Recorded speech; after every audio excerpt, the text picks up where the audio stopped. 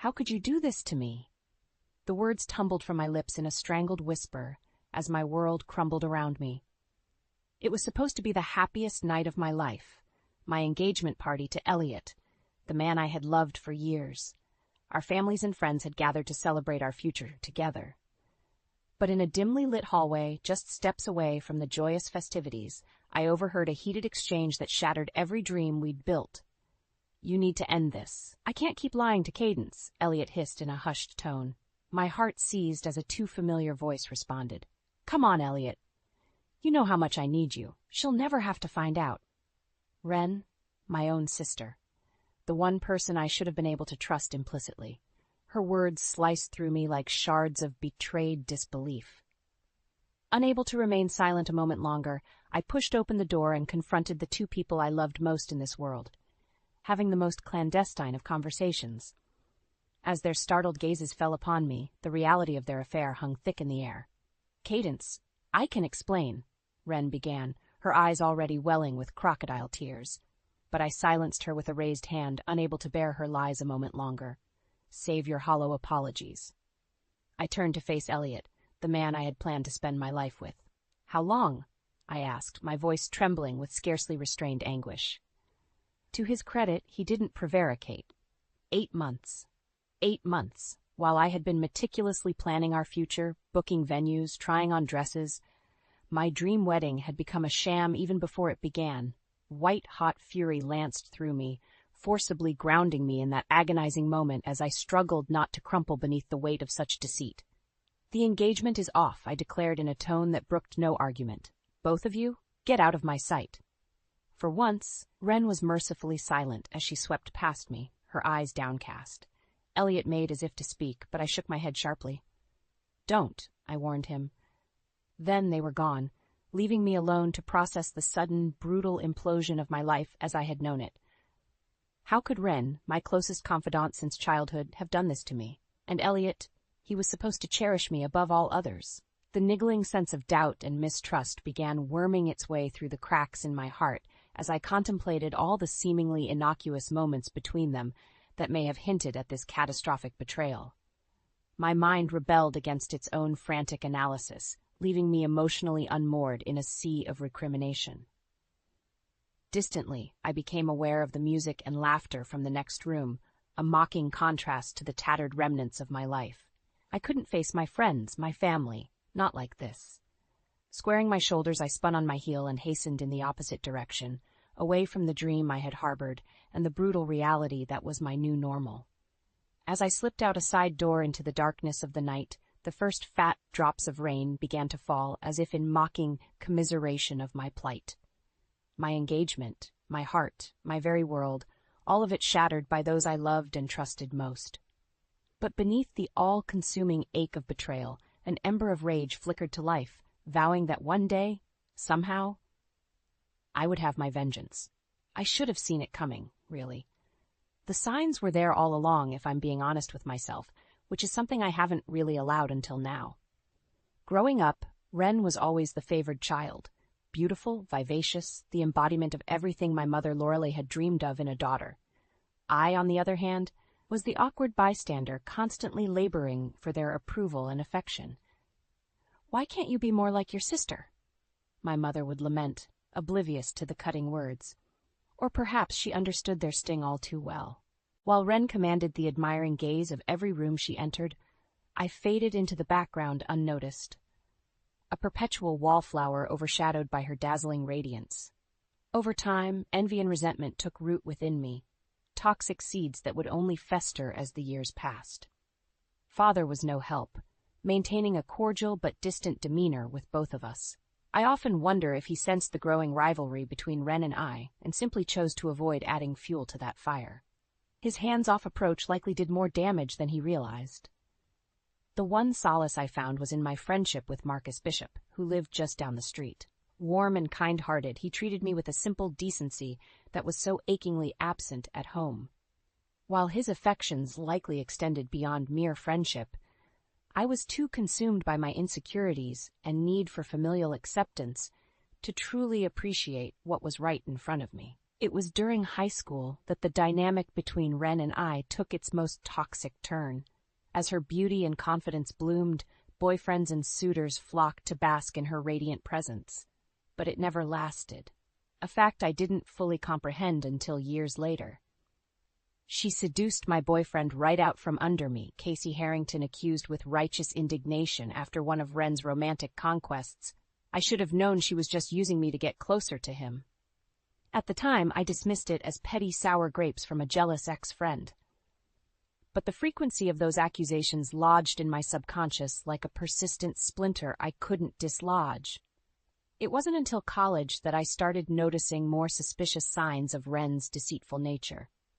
Once, she befriended Amanda Lewis, only to steal her idea for a social media marketing app and present the concept to potential investors as her own. Amanda was too distraught and intimidated by our family's wealth to fight the intellectual property theft. When I finally worked up the nerve to confront Ren about her underhanded treatment of Amanda, she simply rolled her eyes. "Don't be so naive, Katie. I'm an opportunist, not a criminal. You'd do well to start looking out for number one, too, instead of being so boringly ethical." Her callous disregard for Amanda's plundered dreams disturbed me, as did the realization that perhaps my parents' indulgent favoritism had warped Ren into developing such sociopathic tendencies. For the first time, I began distancing myself from the family, perpetually enamored with her charms. But still, the insidious self-doubt prevented me from recognizing the full extent of Ren's toxicity, until one fateful night shattered my naivety once and for all. That betrayal reconfirmed every past suspicion, every inkling that something was deeply rotten within my sister's core. But this time, the treachery cut too deeply to ignore any longer. As hurt and unmoored as I felt in the wake of Elliot and Ren's revealed affair, the fury coursing through me eclipsed it all. That deceptive snake had taken the one thing that meant everything to me, my chance at happiness. And for that she would pay dearly. No more willfully ignoring the signs, brushing off accusations, or deluding myself into familial dysfunction. Ren's days of exploiting my trusting nature were over. This time, I would be the one to claim the ultimate victory. The click of Ren's heels faded as she swept out of my apartment, leaving me alone to process the cataclysmic implosion of my life. I sank onto the couch, numb disbelief slowly giving way to a roiling amalgam of emotions: fury, anguish, determination. I had ended my engagement to Elliot and severed ties with Ren in one cataclysmic confrontation. But now the dust had settled. The magnitude of their betrayal began crystallizing into an inescapable truth. They had to pay. My thoughts were interrupted by a tentative rapping at the door. I tensed, half expecting it to be Elliot or Ren attempting further pathetic appeals. But the familiar voices drifting through made me exhale heavily. "Cadence? It's Mom and Dad. Can we come in?" Of course they would have heard the fallout by now. Steeling myself, I crossed the room and cracked open the door, revealing my parents' concerned visages. Mom immediately pulled me into an awkward embrace as Dad hovered nearby, his usual stoicism in place. "We just heard the most terrible rumors," Mom fretted as she released me. "About you, Elliot." She trailed off, unable to give voice to the reality. "It's true," I stated flatly. "I caught them together. The engagement is off." Mom's eyes widened in dismay, but Dad simply nodded as if he had been expecting such news all along. "I suspected as much," he murmured. "The writing has been on the wall with Ren for years." His tacit acknowledgement of her deceitful nature was both validating and enraging. If he recognized those tendencies, why had he never addressed them? Why had I been left floundering and doubting my own instincts while she spun her web of lies and manipulations? Mom, meanwhile, looked utterly gobsmacked. "Ren? And Elliot?" She clutched Dad's arm for support. "But she's your sister, and Elliot was going to be family." I laughed bitterly at her apparent naivete. Hadn't she been present for all the red flags, all the shady incidents that presaged this very betrayal? How could she still be so blind to the truth about her cherished youngest daughter? "Mom, wake up," I said, none too gently. "This has been a long time coming. Ren has been lying and using people for years. I was just too infatuated with her charms and your obvious favoritism to see it for what it was." The words lashed out harsher than intended, but I didn't regret their sting. My parents flinched as if I had struck them physically. Cadence, that's not fair. Dad rumbled in a low tone.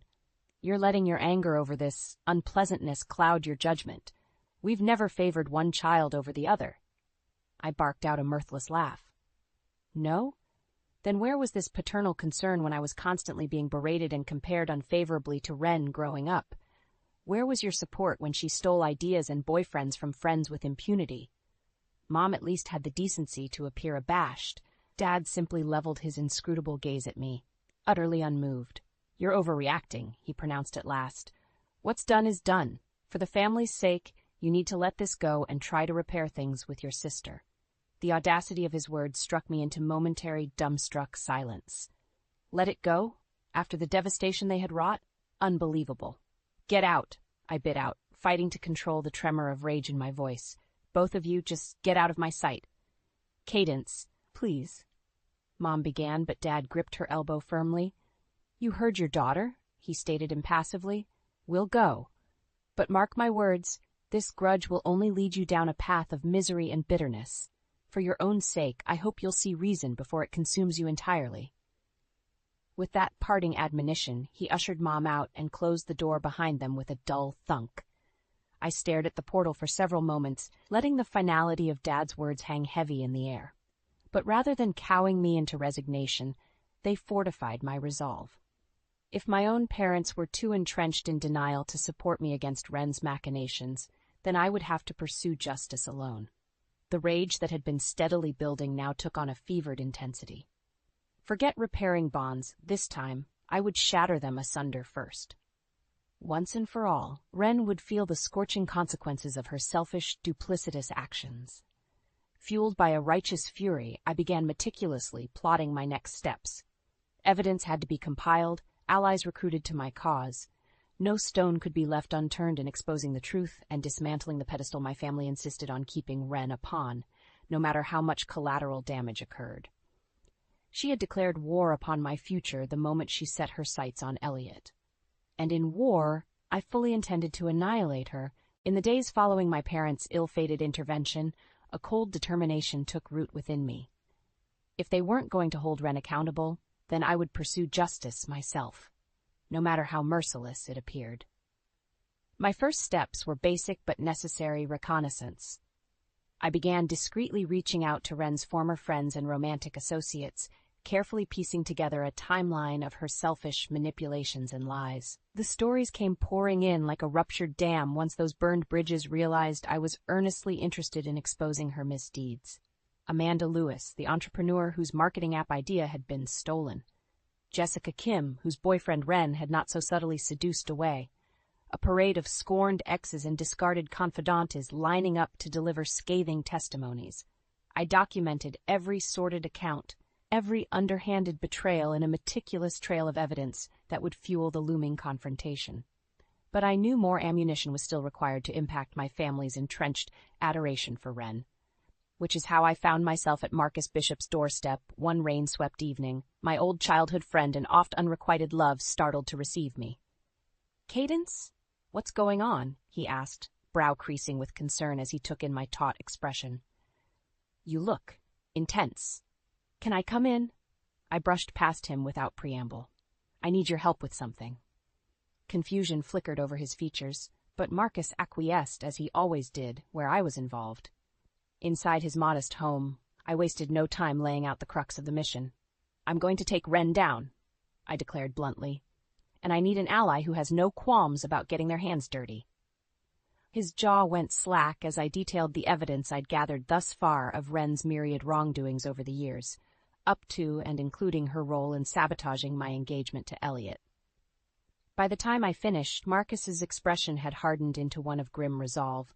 You know you can count on me, he said, all traces of the jovial boy I'd known now supplanted by an intensity that matched my own. After what your family put us through in high school, it'll be my pleasure to help dismantle the facade. I arched an eyebrow, recalling the hurtful memories he alluded to. While I had been too consumed by my impossible quest for Ren's approval, Marcus had borne the brunt of her disdain and cruelty simply for daring to be attracted to me. The fact that he still harbored a willingness to be in my corner spoke volumes. Thank you, I said with simple sincerity. With you on board, this is really happening. The first embers of what would become an unstoppable conflagration. Over the following days and weeks, Marcus and I built an impregnable dossier that left no treacherous stone of Wren's life upturned. Financial records illuminating her business indiscretions, a staggering body count of ruined friendships and romantic deceit, even a trail of online harassment targeting those who had initially scorned her. All of it was rigorously compiled as a case to be presented before the jury of our family's judgment. Throughout this process, I deflected every overture from Wren with icy silence, refusing to engage with her feeble pleas for reconciliation and forgiveness. I knew such hollow entreaties were simply preamble to further manipulation on her part. That pathology ran too deep to be undone by mere words. Only the devastating truth, once and for all laid bare before our relatives, had any hope of breaking her spell and toppling her unearned pedestal. Meanwhile, the dividing lines within the family grew increasingly defined. Mom persisted in her refusal to take sides, steadfastly avoiding the issue in a desperate bid to preserve the illusion of civility. Dad's pragmatic pragmatism aligned him more with me, though he refrained from outright condemning Wren's actions. And then there were the neutral observers reserving judgment until all was revealed at the looming reckoning I had meticulously planned, our annual family reunion, which promised to be more reality-shatteringly combustible than any beforehand. As the date grew nearer, I could feel the stakes, the intractable tensions ratcheting to an inexorable breaking point. Marcus and I had gathered the damning truth about Wren. Now came the moment of detonating that truth before a captive audience, once and for all, casting her into the scorching illumination she had diligently avoided for far too long. No more shadows to slither within, no more deceit or treachery to conceal. This would be the flames that forged the aftermath of a new reality, by whatever means were necessary. As the annual Monroe family reunion loomed, the chasm between myself and Wren calcified into an impassable rift. Every attempt at reconciliation on her part was met with stony silence and refusal to engage. My single-minded focus remained on fortifying the case against her, to protect myself from any hint of relenting in the face of her master manipulation tactics. Marcus, meanwhile, proved to be an invaluable ally in ensuring my resolve never wavered. "You're doing the right thing, Cadence," he stated with a firm nod one evening as we reviewed the mounting evidence file. "Wren's deception has to be exposed, no matter how much it disrupts the family." I felt something inside me settle at his pragmatic words, shoring up my convictions. "Do you really think if we lay out all the facts before everyone, they'll finally see her for what she is?" A pensive look passed over Marcus's features. "I'd like to hope so. But you have to be prepared for the probability that some will remain willfully blind to the truth." My jaw clenched at the thought. After all the undeniable proof we had compiled, testimony after testimony from Wren's litany of victims, how could anyone not be swayed from their entrenched positions? Unless, "You think Mom and Dad knew, don't you?" I accused, the horrible notion coalescing into grim reality. "About the level of Wren's depravity, that's why they urged me to just forgive and move past her affair with Elliot." Marcus exhaled heavily. "I don't know for sure, but the signs were there, and we both know your parents favor her to an unhealthy degree. I wouldn't put it past them to ignore or excuse her indiscretions to maintain appearances." White-hot fury lanced through me at the thought of such outrageous dereliction on their part. But then, Dad had basically admitted as much in our last confrontation, callously demanding I repair things with Wren for the family's sake. If that's the case, they're just as culpable as she is, and they'll be held accountable too. The hard glint that entered Marcus's eyes confirmed his alignment with me on this path of reckoning. No one would be exempt from having their role in enabling Wren's depredations laid bare. In the meantime, other members of the extended family began fragmenting into factions, those siding with Wren's professed innocence, and those reserving judgment until they saw the proof for themselves. Rumor and gossip percolated unchecked through the grapevine as the reunion date drew nearer. It came as little surprise when Aunt Margot, Wren's most ardent supporter, cornered me while I was inspecting the reunion venue. "This ridiculous vendetta has gone on long enough," she snapped without preamble, eyes flashing with indignation. I regarded her coolly, long inured to her relentless preferential treatment of Wren. I have evidence, Aunt Margot. Too much to ignore, even for you. She made a disdainful noise, adjusting her gaudy fur stole. Evidence? Of what? That poor, innocent Wren may have made some minor indiscretions in her youth? She's a grown woman now, and any issues between you two should have been laid to rest ages ago. Revulsion twisted my gut at her blasé dismissal. Evidence be damned. Wren's legions of apologists would never be dissuaded by facts.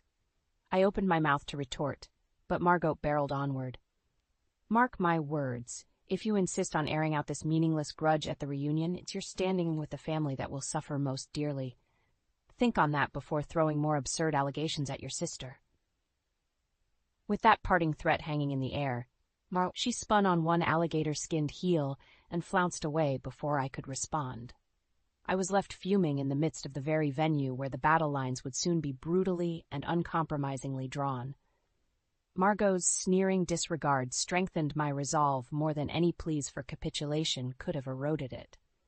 If Wren's supporters were that entrenched in denial and blind devotion, then nothing short of bloody warfare would suffice to shatter their foolish idolatry. When next the extended clan assembled, the reckoning would be inescapable. I now understood that upheaval was inevitable in order to excise the cancer of Wren's sociopathic influence once and for all. So be it then. Whatever the permanent fractures and severed bonds, the scales would finally be balanced, no matter how much upheaval was required. There could be no half measures, no compromise when absolute justice was the only acceptable outcome. As I strode out of the venue with purposed strides, I felt the sudden exhilarating clarity of a woman locking onto her crusade's trajectory and seeing it through regardless of consequence or collateral damage. For too long, Wren had sown ruination without repercussion. Now, at long last, she would reap the whirlwind of merciless retribution. The annual Monroe family reunion was always an ostentatious affair, owing to my parents' predilection for shameless displays of wealth and status. This year's no-expense-spared Venetian masquerade ball theme only amplified the pretentious grandeur, but beneath the glamorous marble floors and glittering chandeliers, an electric current of tension thrummed through the assembled masses, rife with unspoken expectation. Perhaps it emanated from my own coiled determination as I watched the revelers circulate with studied nonchalance. I caught a familiar flash of auburn in the crowd and felt my gut tighten reflexively. Wren, resplendent in a cream-colored gown with an intricately beaded mask, accepted adoring compliments from a knot of family members with her trademark, beguiling smile. It was sickening to behold her deceptions being so blindly celebrated. But that was all about to change. A steadying hand came to rest on my elbow, and I glanced over to meet Marcus's resolute gaze through his own black silk mask. A silent affirmation that he had my back, no matter the chaos that was about to unfurl. I gave a tight nod, then turned and weaved through the gathered throngs until I reached the raised platform at the head of the ballroom. Retrieving a weighty manila envelope from my clutch, I rapped my knuckles decisively against the microphone to summon the room's attention. The festive din evaporated, all eyes swiveling to fasten upon me in bewildered curiosity. Even Wren's impeccably masked expression dimmed with trepidation. Good. Let the first seed of doubt take root. Good evening, everyone, I began in a tone that brokered no warmth. And thank you for being here to commemorate another year of the Monroe family legacy. I let the seemingly innocuous statement linger for a beat before delivering the detonation. A legacy, I'm afraid, that has been irrevocably tarnished by one individual's chronic deceit and depravity. For too long, that person has been permitted to indulge her poisonous impulses, while the rest of us have averted our eyes or made excuses. A susurrus of bewildered muttering rippled through the crowd. In my periphery, I could see Mom and Dad shooting me alarmed looks, while Aunt Margot's face turned an obstructed plum hue. Only Marcus remained impassive, silently urging me onward from beside the stage. No more, I declared into the microphone, relishing the undercurrent of sharpening tension. Tonight, the truth will be laid bare for us all to confront, because if we don't purge this toxic influence from our family, it will only fester and rot us from within. With a sharp gesture, I ripped open the manila envelope and upended its contents in a cascading deluge of documentation across the stage. Photographs, financial statements, reams of written testimony detailing every sordid misdeed spilled out in a damning, tangled heap at my feet. The impact was palpable, a collective inhalation of breath from the assembled as they beheld the staggering body of evidence. The muttering swelled in disbelieving volatility.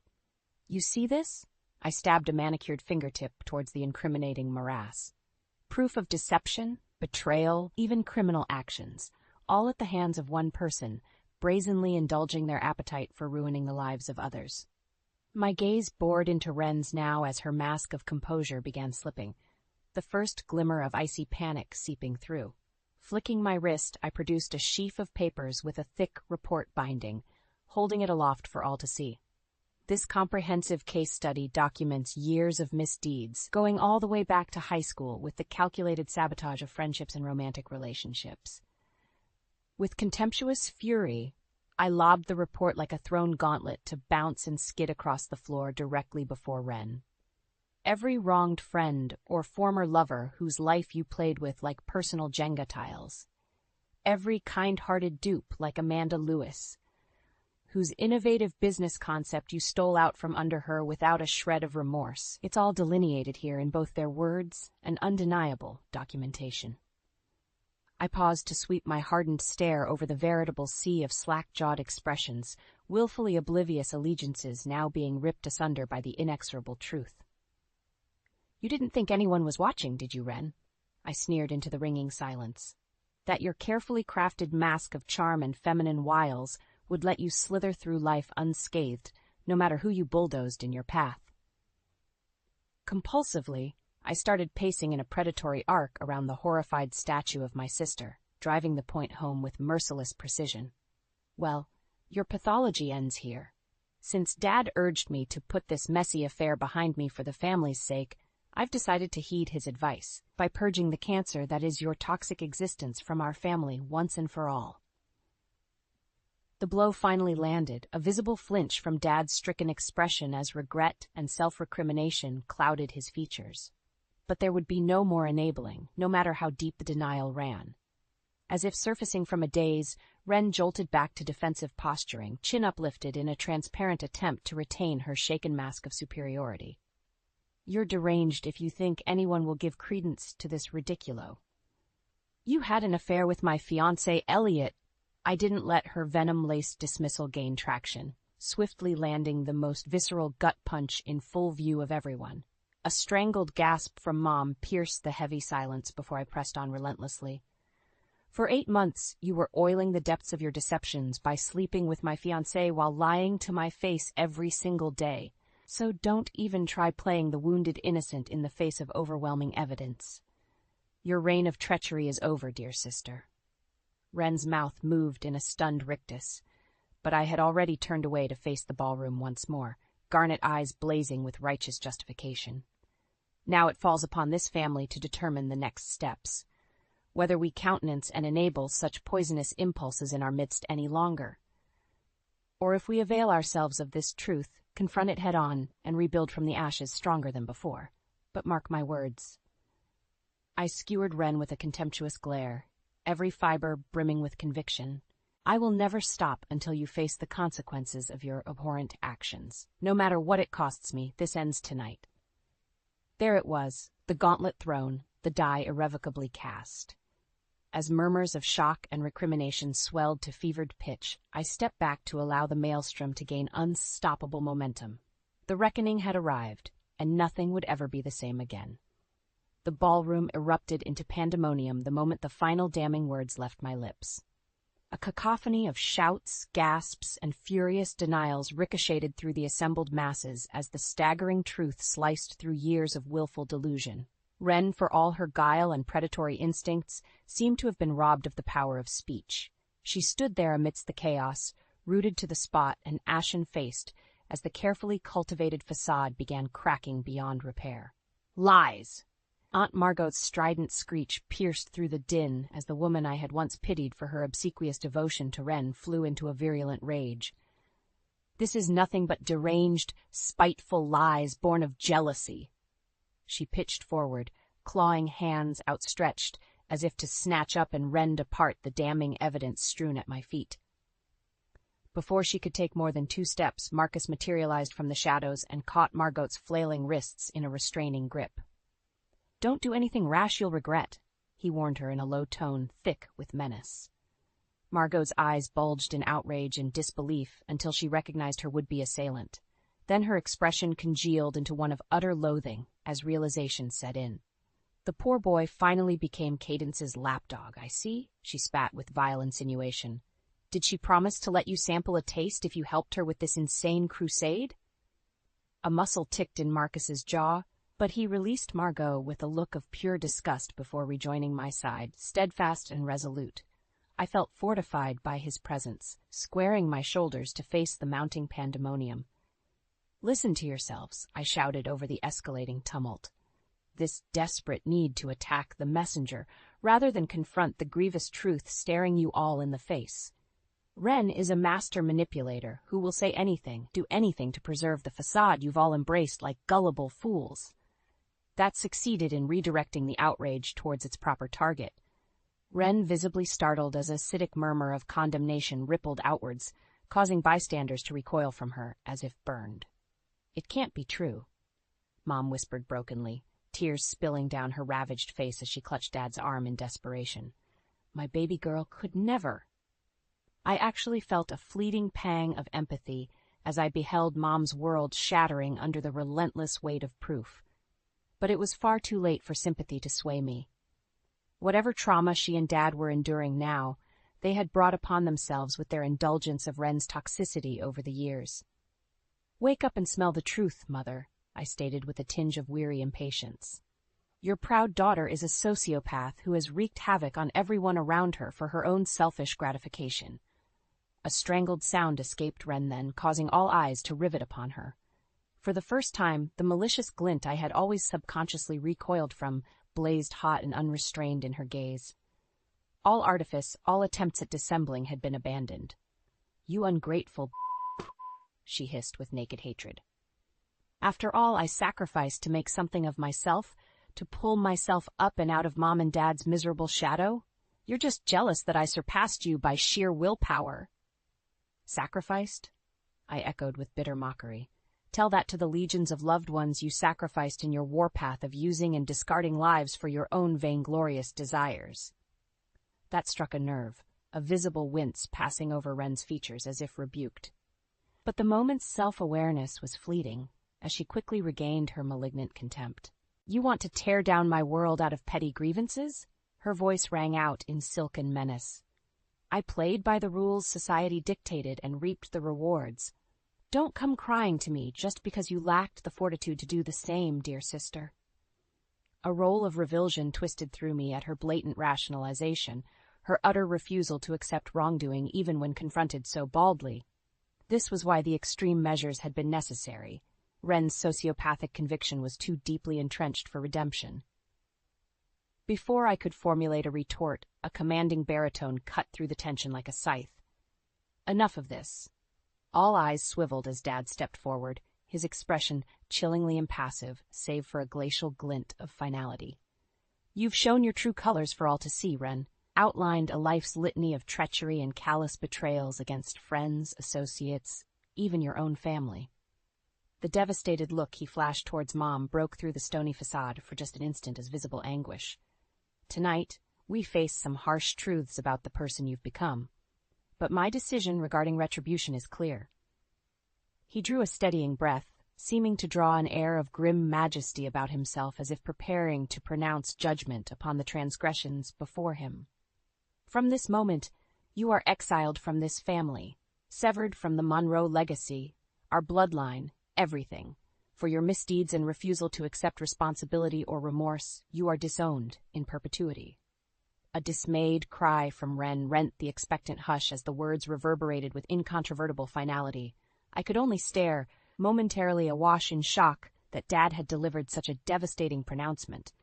Not just cut off financially, societally shunned and scorned, but disowned in the most elemental sense. rendered a non-entity in terms of lineage and ties to our clan forevermore. It was a punishment as extreme as the litany of sins we had brought to light. One wren seemed to belatedly understand the gravity of. No. The anguished moan emerged piteous and small, a far cry from the imperious sociopath who had attempted to gaslight us with rationalizations mere moments ago. Father? Father, please. I'm still your daughter? But Dad's features were already hardening once more, all hint of inner turmoil calcifying to iron resolution. No daughter of mine could inflict such profound betrayals with no compunction. The very DNA you inherited from the Monroe bloodline has been rendered null and void this night. He turned away then, wrapping a protective arm around Mom's shuddering shoulders, as outrage and accusations began swirling anew amidst the assemblage. From the corner of my eye, I could see Aunt Margot gesturing furiously at anyone who would listen, no doubt attempting to undermine and subvert Dad's decree. But even she had been utterly steamrolled beneath the possession of bitter truth and culpability finally laid bare. My gaze was inexorably drawn back to Wren, crumpled on the floor now, like some pathetic, discarded marionette shorn of its strings. Her expression was one of naked anguish, a haunted realization that the ignominy of excommunication from everything she cherished had irrevocably taken root. She met my stare head-on, desperation writ large in her eyes, not for forgiveness or absolution, but to silently beg me to deliver a stay of execution against the sentence handed down. I simply regarded her impassively, and offering no solace or mitigation against the inferno of reckoning she had brought crashing down upon herself. There was only a vacant, hollow pity for the shattered megalith, realizing too late that true consequence had finally arrived to dismantle her pedestal of depravity. This was the moment I had sacrificed and bled to achieve, the undeniable silencing of Wren's pernicious influence at long last. Not through placation or insincere pleas for change, but the laying of a scorched earth in the searing aftermath of her flames. In the days and weeks following Wren's cataclysmic downfall at the family reunion, an uneasy detente settled over the Monroe clan. The shockwaves from my shattering revelations and Dad's subsequent disownment decree had rent us asunder, but not irrevocably so. At least, not for those willing to stare unflinchingly into the truths that had been dragged into the harsh light of reality. A sort of grim solidarity emerged from the ranks who had borne witness to Wren's unmasking that fateful night. Those who recognized the justness in finally severing her toxic influences from our midst, no matter how excruciating the personal costs. And there were indeed heavy personal costs to absorb for many. Mom, God bless her, had retreated into a shell of haggard disbelief in those first few weeks. Between losing a daughter she loved despite her misdeeds and culpability for enabling those misdeeds, I couldn't fathom the depths of her turmoil. Dad, conversely, seemed almost galvanized by the brutal reckoning he had helped mete out, as if cauterizing the malignant limb had been a purgative act, allowing him to stride forth renewed from the ashes of dysfunction. Our family's integrity has been preserved, he told me stoically during a rare moment of bonding between us. Painful as the means were, the path ahead is now unobstructed from corrosive influences. I remember searching his craggy features' uncertainty in those instants, looking for any hint of lingering inner conflict or doubt over the irrevocable verdict he had handed down upon his own progeny. But there was only the same patented composure and resolution that had always defined James Monroe. How he could rationalize his decision with such stark pragmatism, I may never fully comprehend. But then, our entire dynamic had been forever reshaped now in the searing conflagration that was Wren's self-immolation. The shockwaves extended outward, too, with various relatives fracturing off into splintered factions almost overnight. Some, like Aunt Margot, vehemently castigating Dad's ruling while rushing to stand in solidarity with the exiled Wren. Others distancing themselves from the inferno of inner turmoil entirely. And still others, well, Marcus and I gained some unlikely new voices championing our tenacious pursuit of justice, no matter how devastating the costs. It was yet another example of boundaries being redrawn, of the tectonic family plates shifting forever in the aftershocks. But I felt a sense of lightness, too, the first freedom from Wren's overhanging shadow I could remember feeling. That poisonous umbra had been eradicated at long last, allowing the first rays of redemption to break through. Marcus was with me every step as I trod those first tentative steps into reclaiming my life's trajectory. From ensuring Elliot faced the full legal and professional ramifications for his betrayal to determinedly rebuilding the tarnished dynamics with Mom and Dad. "You were the catalyst for renewal, Cadence," Marcus reminded me with a steadying hand on my arm whenever my regrets or doubts threatened to eclipse the path ahead. "Don't let the momentary growing pains overshadow the healthier family you've fought to reclaim." Those words anchored me more times than I could count through the arduous slog of confronting wounds, lancing toxicity, and enduring the fallout of realigned bonds, until, finally, the dust began settling on the smoldering aftermath. There was so much wreckage to confront in that ashen landscape, both within the family and surrounding it from Wren and Elliot's devastation trail. But I surveyed the damaged sites now as a master craftsman might, already plotting out the blueprint for reconstruction from the strongest of building blocks. That was the paradoxical gift of Wren's excision from my life, you see. In dismantling her poisonous tentacles, I had cleared the detritus of dysfunction to reveal the bedrock truth that I was the architect of my own identity. No more falling into lockstep behind a sociopathic sibling's delirious wake just to chase hollow approval, or reflexively adhering to toxic family patterns from childhood. I was free to build upon my own terms, the raw materials being the redemptive bonds with those walking beside me.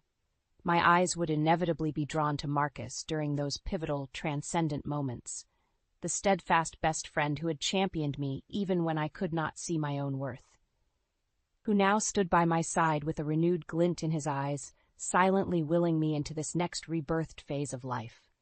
There was warmth, affection, and perhaps even a tantalizing frisson of new possibilities shimmering between us each time our gazes met and held in those cathartic moments.